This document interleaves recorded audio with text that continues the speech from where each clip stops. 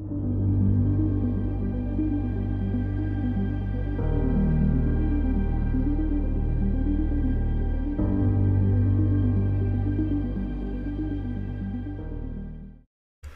Mark Huey, Director of Outreach Israel Ministries. If you are new to the channel, be sure to subscribe for future teachings and updates. Our Torah portion for this week is Vayishlach, or He Sent. It is taken from Genesis 32:3 to 36:43, and its associated Haftarah is Hosea 11:7 to 12:12, and Obadiah 1, verses 1 to 21. This week, our Torah portion Vayishlach continues the saga of Jacob's life as he learned to depend upon and have faith in the God of Abraham and Isaac. If you will recall from last week, the final separation from his father-in-law Laban concluded with a dramatic covenant that essentially placed a demarcation point at Mahanaim, which inclined Jacob to maintain his family's march west toward the land of Canaan, promised to him and his fathers in Genesis 31:51 to 32:2. With the problems behind him resolved, there were problems in front of Jacob still looming. Jacob was still confronted with a tenuous relationship and reunion with his brother Esau, who 20 years earlier had threatened to kill him. Despite all of the blessings of a family, servants, and a bounty of livestock, Jacob had to be utterly petrified about what might take place. Assuming that his brother Esau was still holding a grudge against him, this week's parashah opens with Jacob concocting a plan to thwart any evil intentions that Esau might have brought upon his family. Even though during the time he spent in Padan Aram, Jacob's faith had been surely maturing, as he witnessed the Lord honor his word and promises, we can see that Jacob was still depending upon his own strength and cleverness to avoid what he must have contemplated would be a difficult reception from Esau. In order to prevent a potentially life-threatening encounter, Jacob first sent messengers to Esau to determine the level of Esau's animosity toward him. Upon the report that Esau was approaching with 400 men, Jacob devised a plan to avoid any anticipated confrontation with Esau by dividing his entourage into two camps, with his immediate family in one and the servants in the other.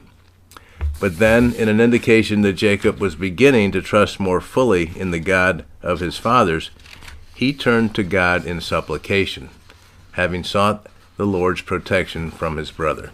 And this is how it's recorded in Genesis 32, verses 3 to 18, where it's written, quote, "Then Jacob sent messengers before him to his brother Esau in the land of Seir, the country of Edom. He also commanded them, saying, Thus you shall say to my lord Esau, Thus says your servant Jacob, I have sojourned with Laban and stayed until now. I have oxen and donkeys and flocks and male and female servants, and I have sent to tell my lord that I may find favor in your sight. The messengers returned to Jacob, saying, We came to your brother Esau, and furthermore he is coming to meet you, and 400 men are with him. Then Jacob was greatly afraid and distressed, and he divided the people who were with him, and the flocks and the herds and the camels into two companies. For he said, If Esau comes to one company and attacks it, then the company which is left will escape. Jacob said, O God of my father Abraham, and God of my father my father Isaac, O Lord, who said to me, Return to your country and to your relatives, and I will prosper you. I am unworthy of all the loving kindness and of all the faithfulness which you have shown to your servant. For with my staff only I crossed this Jordan, and now I have become two companies. Deliver me, I pray, from the hand of my brother, from the hand of Esau, for I fear him, and he will come and attack me and the mothers with the children. For you said, I will surely prosper you and make your descendants as the sand of the sea, which is too great to be numbered. So Jacob spent the night there. Then he selected from what he had with him a present for his brother Esau, 200 female goats and 20 male goats, 200 ewes and 20 rams, 30 milking camels and their colts, 40 cows and 10 bulls, 20 female donkeys and 10 male donkeys. He delivered them into the hand of his servants. Every drove by itself, and said to his servants, Pass on before me, and put a space between droves. He commanded the one in front, saying, When my brother Esau meets you and asks you, saying, To whom do you belong? And where are you going? And to whom do these animals in front of you belong? Then you shall say, These belong to your servant Jacob. It is a present sent to you, my lord Esau. And behold, he also is behind us." Unquote. In Jacob's somewhat confessional prayer to God, he not only recognized God's promises to him, but also his unworthiness to receive the blessings that have already been bestowed. Jacob's genuine fear of Esau was so great that he had already made the decision to separate into two camps, but he was still reminding God of his promises to prosper him and make his descendants as many as the sand of the sea. The struggle to live by faith in the Holy One, or depend upon one's own mortal strength, was waging mightily in Jacob. This is a great lesson for any Torah student to study and contemplate. After all, how many times during the course of life do people who profess faith in the Almighty find themselves in similar predicaments? While these times of depending upon the Lord do not necessarily have to be life-threatening, most can identify with tests and trials that truly challenge our faith and trust in God. In the development of Jacob's faith, one can definitely see it growing, but lifelong patterns to resort to cleverness or inherent strengths as humans are difficult to overcome. As Jacob would soon discover, it is at times like these when the Lord showed up to help him get through the trial. In Vayishlach, we see that Jacob was in quite a dilemma. He knew that his brother Esau was approaching with 400 men, not knowing exactly what their intentions were. He had sent ahead servants and livestock to appease Esau, but there was no indication that Esau was satisfied with the overtures. The entourage had been strategically separated into two camps, so Jacob arose in the night and took his family across the river Jabbok in order to await the arrival of Esau and his company. It was there, in the dark of the night, that Jacob encountered a unique supernatural being. Not only did this figure have the ability to simply touch Jacob on his hip and dislocate it, but he also took the opportunity to rename Jacob. And this is how it's recorded in Genesis 32, verses 19 to 32, where it's written, quote, "Then he commanded also the second and the third, and all those who followed the drove, saying, After this manner you shall speak to Esau when you find him, and you shall say, Behold, your servant Jacob also is behind us. For he said, I will appease him with the present that goes before me. Then afterward I will see his face. Perhaps he will accept me. So the present passed on before him, while he himself spent the night in the camp. Now he arose that same night and took his 2 wives and his 2 maids and his 11 children and crossed the ford of the Jabbok. He soon took them and sent them across the stream, and he sent across whatever he had. Then Jacob was left alone, and a man wrestled with him until daybreak. When he saw that he had not prevailed against him, he touched the socket of his thigh, so the socket of Jacob's thigh was dislocated while he wrestled with him. Then he said, Let me go, for the dawn is breaking. But he said, I will not let you go unless you bless me. So he said to him, What is your name? And he said, Jacob. He said, Your name shall no longer be Jacob, but Israel, for you have striven with God and with men, and have prevailed. Then Jacob asked him and said, Please tell me your name. But he said, Why is it that you ask my name? And he blessed him there. So Jacob named the place Peniel, for he said, I have seen God face to face, yet my life has been preserved. Now the sun rose upon him just as he crossed over Penuel, and he was limping on his thigh.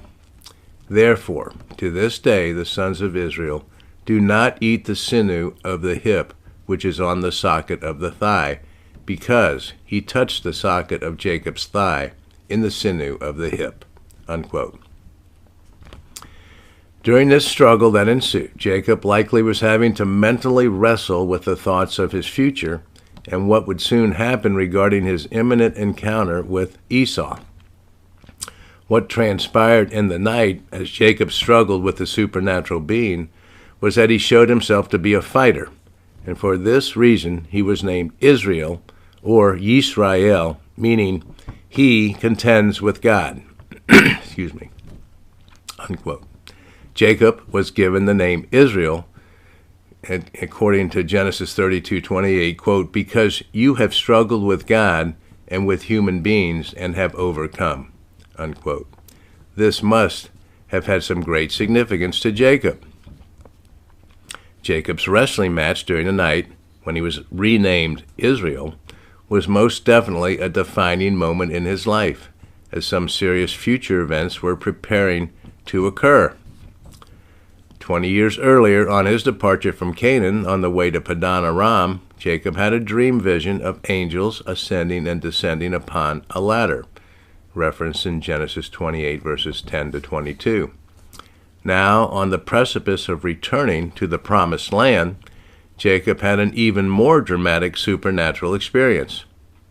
Perhaps finally, after years of striving with God and with human beings, Jacob was ready to rely fully on God, with the assurance that God was in control of the circumstances he was facing.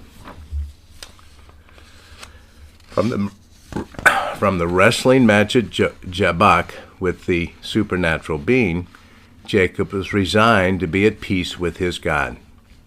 So he simply went forth confidently with his plan to show proper respect to Esau, and he instructed his family to do the same. And this is what's recorded in Genesis 33, verses 1 to 20, where it's written, quote, "Then Jacob lifted his eyes and looked, and behold, Esau was coming, and 400 men with him.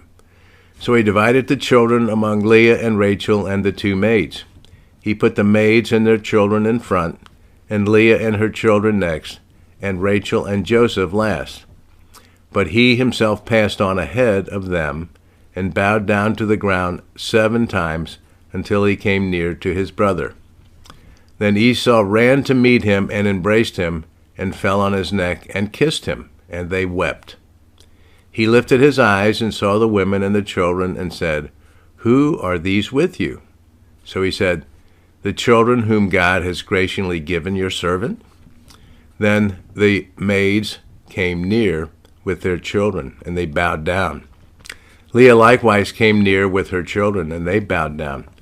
And afterward Joseph came near with Rachel, and they bowed down. And he said, 'What do you mean by all this company which I have met?' And he said, 'To find favor in the sight of my Lord.' But Esau said, 'I have plenty, my brother. Let what you have be your own.' Jacob said, 'No, please.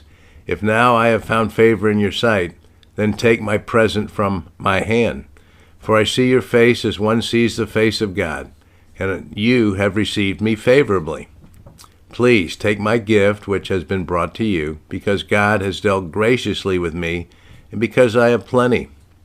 Thus he urged him, and he took it. Then Esau said, 'Let us take our journey and go, and I will go before you.'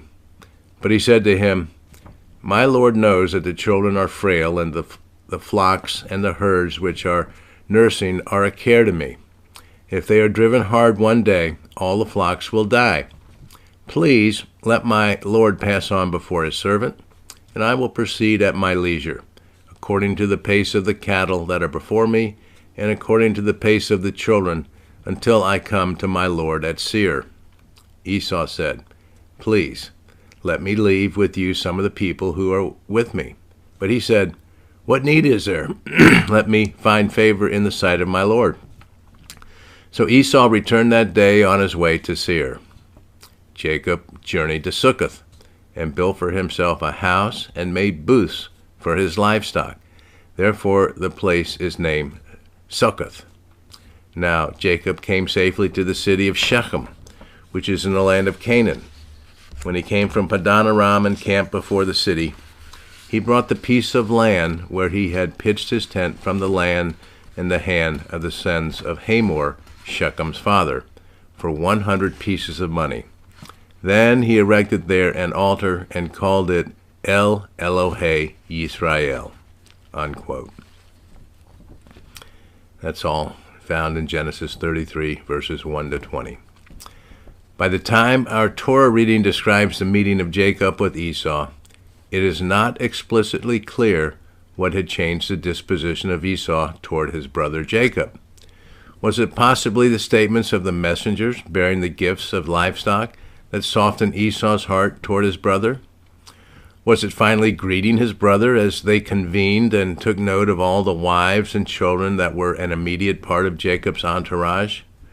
Or could it possibly have been the 20-year interval where Esau had been blessed by a bevy of children himself? You can reference Genesis chapter 36. Perhaps God had answered Jacob's prayer for peace with his brother Esau. Needless to say, Jacob was greeted a bit generously, and with what appeared to be a willingness for the two to learn how to live together in the same region. Esau seemed a bit overwhelmed by all of the news about his brother Jacob, and stated that he was already blessed and not in need of the bevy of livestock offered to Esau by Jacob. But after Jacob insisted, Esau accepted the gifts and even offered to have the two families live together in the region around Seir. Seir was south of where they were meeting and east of the Jordan River. This was not the principal land promised to Abraham and Isaac, and so the newly renamed Israel insisted that his brother go on ahead and he would follow in due time. But rather than heading south to follow Esau, Jacob instead had headed west across the Jordan and toward Shechem to retrace some of the same path he had taken 20 years earlier. In fact, as the text indicates, when Jacob and his family arrived back in the Shechem area, he actually purchased a piece of land from the Shechemites in order to settle down. He erected an altar there, naming the place El Elohe Yisrael. The transformation of Jacob into a man of faith seems to have been completed. Not only has Jacob navigated a potentially disastrous confrontation with Esau, but now he was free to move back into the land of promise without fear of retribution. In an action that clearly indicated a sincere desire to fulfill his promise to the God of his fathers, Jacob actually erected an altar to worship God and names the place the God of Israel. Jacob was not only confident that God was with him as he overcame the fear of encountering Esau, but he was so moved by his return that in a move to publicly declare who he was serving, he built and dedicated an altar to his God. Jacob seemed to have transformed considerably in his trust and faith in the Almighty. But as is true with all who seek to serve God, the trials of life remain. While parents are not directly responsible for the actions of their children, they can be indirectly held accountable whether they want to be or not. In the case of Jacob, who's named Israel, he faced a significant trial as his children got involved with the Hivite population in the area where Jacob had initially decided to settle. Jacob's daughter Dinah got sexually entrapped with Shechem, the son of Hamor the Hivite, with some unintended consequences. The possibility of Israel's family being absorbed into the local population was a problem that this incident and the subsequent actions brought to light. And here's how it's recorded in Genesis 34, verses 1 to 17, where it's written, quote, "Now Dinah, the daughter of Leah, whom she had borne to Jacob, went out to visit the daughters of the land. When Shechem, the son of Hamor the Hivite, the prince of the land, saw her, he took her and lay with her by force. He was deeply attracted to Dinah, the daughter of Jacob, and he loved the girl and spoke tenderly to her. So Shechem spoke to his father Hamor, saying, 'Get me this young girl for a wife.' Now Jacob heard that he had defiled Dinah his daughter, but his sons were with his livestock in the field. So Jacob kept silent until they came in. Then Hamor, the father of Shechem, went out to Jacob to speak with him. Now the sons of Jacob came in from the field when they heard it, and the men were grieved, and they were very angry, because he had done a disgraceful thing in Israel by lying with Jacob's daughter. For such a thing ought not to be done. But Hamor spoke with them, saying, 'The soul of my son Shechem longs for your daughter. Please give her to him in marriage. Intermarry with us. Give your daughters to us, and take our daughters for yourselves. Thus you shall live with us, and the land shall be open before you. Live and trade in it, and acquire property in it.' Shechem also said to her father and to her brothers, 'If I find favor in your sight, then I will give whatever you say to me. Ask me ever so much bridal payment and a gift, and I will give according as you say to me, but give me the girl in marriage.' But Jacob's sons answered Shechem and his father Hamor with deceit, because he had defiled Dinah, their sister. They said to them, 'We cannot do this thing, to give our sister to one who is uncircumcised, for that would be a disgrace to us. Only on this condition will we consent to you, if you will become like us, in that every male of you be circumcised. Then we will give our daughters to you, and we will take your daughters for ourselves, and we will live with you and become one people. But if you will not listen to us to be circumcised, then we will take our daughter and go." Unquote.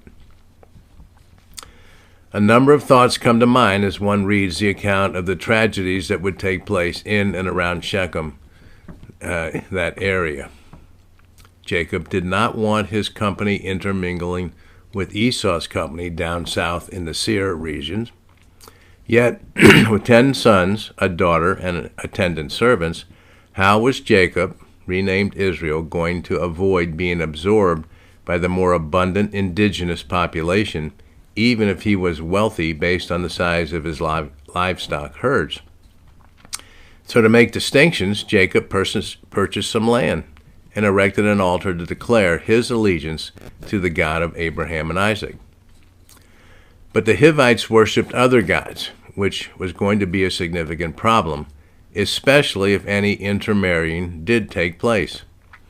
When Dinah got involved with Shechem, the relationship caused a challenge not only for Jacob, who remained silent without taking any immediate action, but also his sons, Simeon and Levi, who became very involved when they heard about the violation of their sister Dinah.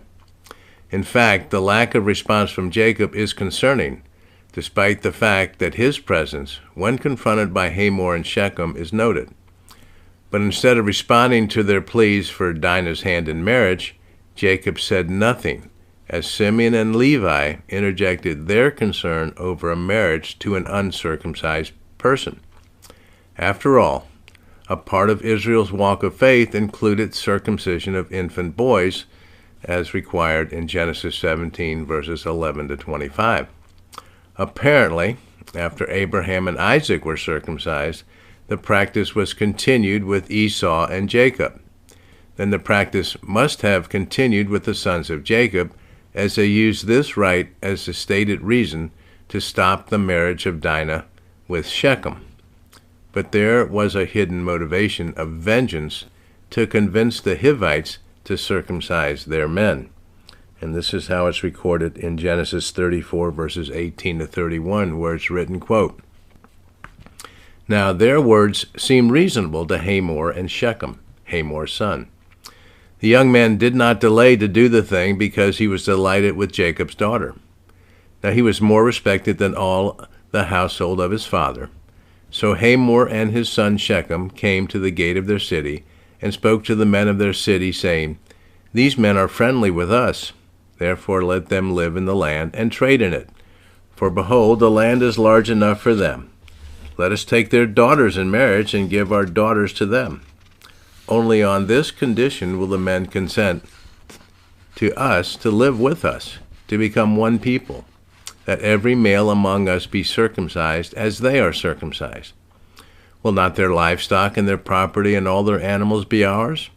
Only let us consent to them, and they will live with us.' All who went out of the gate of his city listened to Hamor and to his son Shechem, and every male was circumcised, all who went out of the gate of his city. Now it came about on the third day, when they were in pain, that two of Jacob's sons, Simeon and Levi, Dinah's brothers, each took his sword and came upon the city unawares and killed every male. They killed Hamor and his son Shechem with the edge of the sword, and took Dinah from Shechem's house, and went forth. Jacob's sons came upon the slain, and looted the city, because they had defiled their sister. They took their flocks and their herds and their donkeys, and that which was in the city, and that which was in the field, and they captured and looted all their wealth, and all their little ones and their wives, even all that was in the houses. Then Jacob said to Simeon and Levi, 'You have brought trouble on me by making me odious among the inhabitants of the land, among the Canaanites and the Perizzites, and my men being few in number. They will gather together against me and attack me, and I will be destroyed, I and my household.' But they said, 'Should he treat our sister as a harlot?'" Unquote. Simeon and Levi had decided that they were going to avenge the humiliating treatment of their sister and prevent the potential merger of the families. After 3 days, when the pain of the circumcision was great, the young men struck not only Hamor and his son Shechem, but massacred all of the men of Shechem. When their brothers discovered the action, they did not hesitate to plunder the city and ravage the inhabitants. What a horrific display of revenge by these young sons of Jacob. But Jacob's silence was almost deafening. There is no recorded statement in the biblical record that Jacob tried to stop the actions of his sons. It was only after the massacre had taken place that Jacob finally spoke to Simeon and Levi with some serious concern about the ramifications of their vengeful acts. Jacob was mindful that the neighboring Canaanites and Perizzites would take great offense over the murder of their regional neighbors and take up arms against the greatly outnumbered group of servants that were part of Jacob's entourage. Naturally, Jacob was extremely concerned about the survival of his family and reprimanded Simeon and Levi accordingly. It was not until years later, when Jacob, who's renamed Israel, bestowed blessings on his children, that we discover that there were definite negative consequences for this act of vengeance. And this is during Jacob's prayer of blessings over his sons in Genesis 49, verses 5 to 7, where Jacob states, quote, "Simeon and Levi are brothers. Their swords are implements of violence. Let my soul not enter into their counsel. Let not my glory be united with their assembly. Because in their anger they slew men, and in their self-will they lamed oxen. Cursed be their anger, for it is fierce, and their wrath, for it is cruel. I will disperse them in Jacob and scatter them in Israel." Unquote. As you think through this tragedy and the consequences of settling near Shechem, is it possible that Jacob stopped in his return to Canaan a little prematurely, without going further south, to relocate near the area around Hebron? Of course it is. Following the tragic events that took place in Shechem, God spoke to Jacob with instructions about his relocation. If you can picture the next move further south of Shechem that they were about to take, you find that Jacob and his entourage were once again on the ridgeline highway leading south of Shechem through Bethel, where Jacob had his earlier encounter with God during his sojourn east some 20 years prior. God was bringing Jacob full circle, if you will, to the place where he had anointed a rock with oil, recorded in Genesis 28, verses 16 and 19. It was here that some additional work was needed in order to eliminate all association with other gods and idol worship, as recorded in Genesis 35, verses 1 to 15, where it's written, quote, "Then God said to Jacob, 'Arise, go up to Bethel, and live there, and make an altar there to God, who appeared to you when you fled from your brother Esau.' So Jacob said to his household and to all who were with him, 'Put away the foreign gods which are among you, and purify yourselves, and change your garments, and let us arise and go up to Bethel, and I will make an altar there to God, who answered me in the day of my distress, and has been with me wherever I have gone.' So they gave to Jacob all the foreign gods which they had, and the rings which were in their ears, and Jacob hid them under the oak which is near Shechem. As they journeyed, there was a great terror upon the cities which were around them, and they did not pursue the sons of Jacob. So Jacob came to Luz, that is Bethel, which is in the land of Canaan, he and all the people who were with him. He built an altar there, and called the place El Bethel, because there God had revealed himself to him when he first fled from his brother. Now Deborah, Rebekah's nurse, died, and she was buried below Bethel under the oak. It was named Alon Bakuth. Then God appeared to Jacob again when he came from Padan Aram, and he blessed him. God said to him, 'Your name is Jacob. You shall no longer be called Jacob, but Israel shall be your name.' Thus he called him Israel. God also said to him, 'I am God Almighty. Be fruitful and multiply. A nation and a company of nations shall come from you, and kings shall come forth from you. The land which I gave to Abraham and Isaac, I will give it to you, and I will give the land to your descendants after you.' Then God went up from him in the place where he had spoken with him. Jacob set up a pillar in the place where he had spoken with him, a pillar of stone, and he poured out a drink offering on it. He also poured oil on it. So Jacob named the place where God had spoken with him Bethel." Unquote. God's work with Jacob was not yet finished because some of the people moving with him were still worshiping foreign gods, as indicated by all the items used for false worship. God spoke to Jacob, reminding him of his earlier commitment at Bethel, and told him to rid his entourage of any idolatrous items. After burying the amulets, Jacob returned to the place where he anointed the stone, and this time erected an altar to worship the Holy One, once again recognizing it as Bethel, or the house of God. Then, to reaffirm the earlier encounter at Jabbok, when he was renamed Israel, the Lord not only restated the name, but also reminded Jacob about the blessings of Abraham and Isaac that Jacob, or Israel, had received. By this time in the life of Jacob, who's also Israel, one would think that he was getting the message from God very loud and clear. But the vagaries of life continued as the sojourn continued south toward the Hebron area. God is never finished with testing his chosen vessels until they die. Jacob's beloved wife, Rachel, was pregnant during the journey south, and she went into Jacob around Ephraim. During the birth of her second son, she died and was buried. Genesis 35, verses 18 to 20. The loss of Rachel must have saddened Jacob greatly, But rather than allowing Jacob's dying name of Ben-Oni, or the son of my sorrow, to remain, Jacob instead named his youngest son Benjamin, or Benjamin, son of my right hand. The patriarch erected a memorial pillar at her burial site, and then settled in the area near the Tower of Eder. It's Genesis 35:21.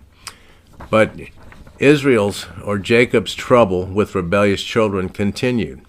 In an act of disrespect toward his father, Jacob's eldest son, Reuben, had sexual relations with Bilhah, as recorded in Genesis 35:22. This ultimately resulted in Reuben forfeiting his birthright privileges, as noted in Jacob's blessing uttered at his deathbed years later in Genesis 49, verses 3-4, where Jacob states, quote, Reuben, you are my firstborn, my might and the beginning of my strength, preeminent in dignity and preeminent in power, uncontrolled as water. You shall not have preeminence, because you went up to your father's bed, then you defiled it, he went up to my couch, unquote.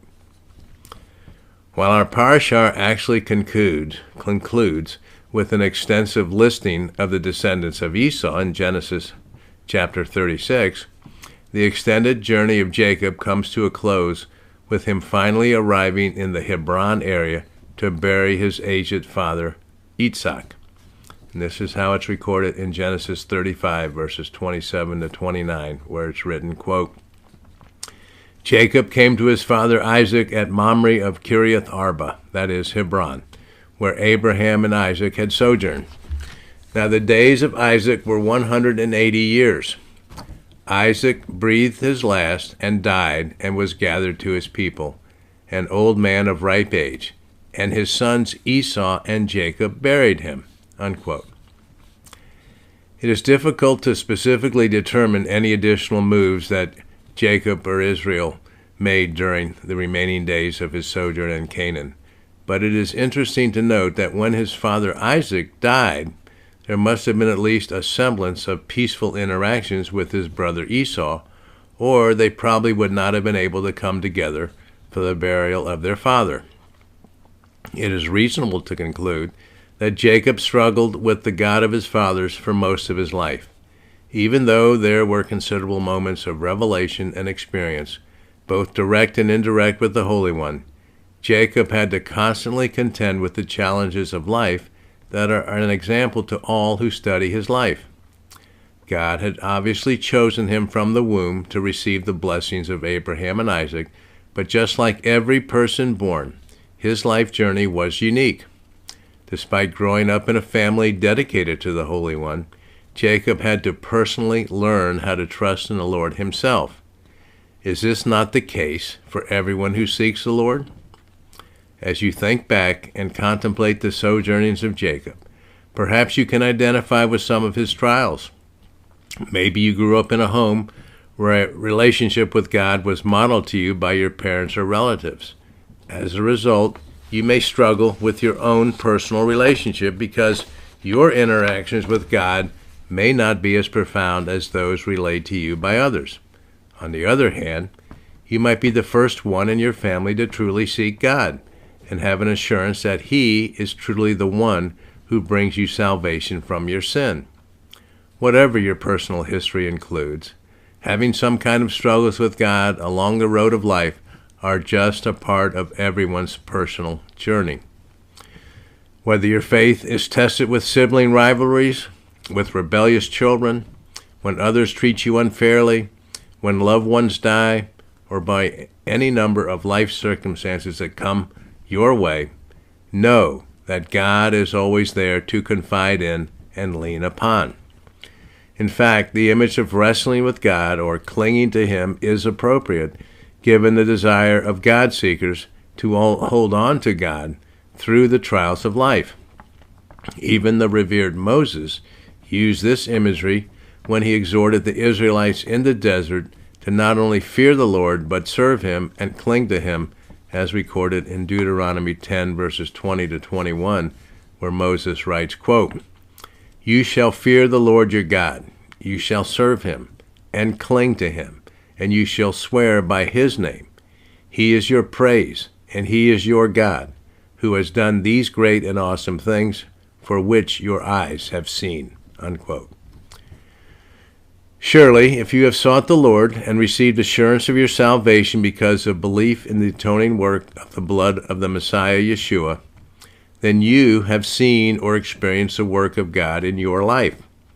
Perhaps you have even spent some time wrestling with God as he has tested your faith.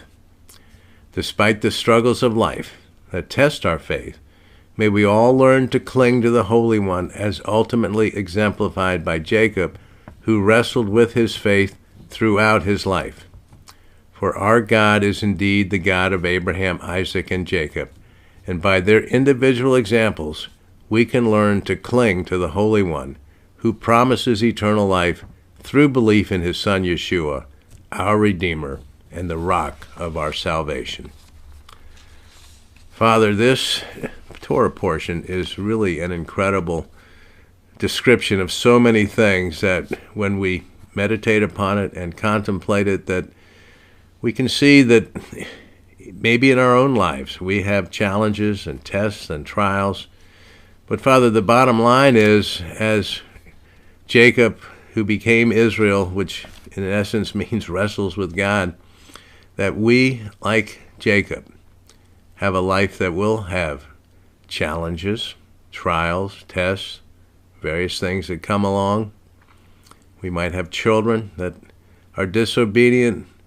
We might have grown up in a household where God was not honored. We have all sorts of things that are similar to what Jacob may have experienced in his lifetime. But Father, let us be mindful that ultimately it's praising and worshiping the Holy One of Israel and clinging to him and seeking his face more perfectly in each of the times of life when we are perplexed and misunderstood and needing help, because he is always available.